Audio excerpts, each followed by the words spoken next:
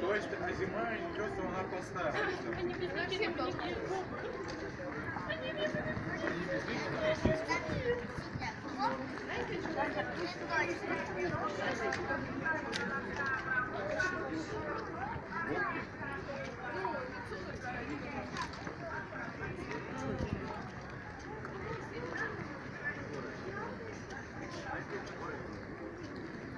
А вот к Толику подошла, ты такая взрослая.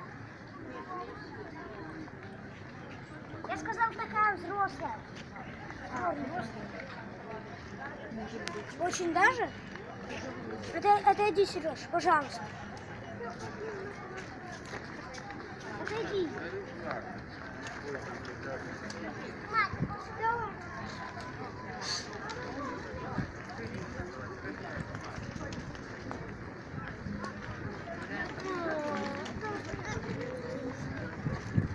Пить хочешь? Компотик. Компотик, да? На. Илюш, на компот. На. Нет? А печенье? А плюшки, да?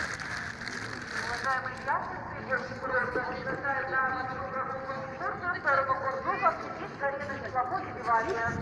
Теплоход Бивалия находится в конце 8-го финала, и считаем на борту теплохода. Приглашаем всех желающих.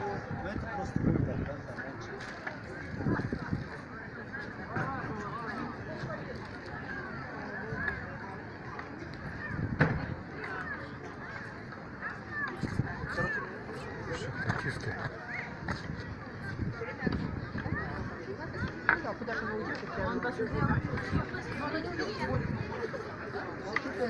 Я когда Лёв с Кусовым отложился, песню выбирал, там проходил еще один песен.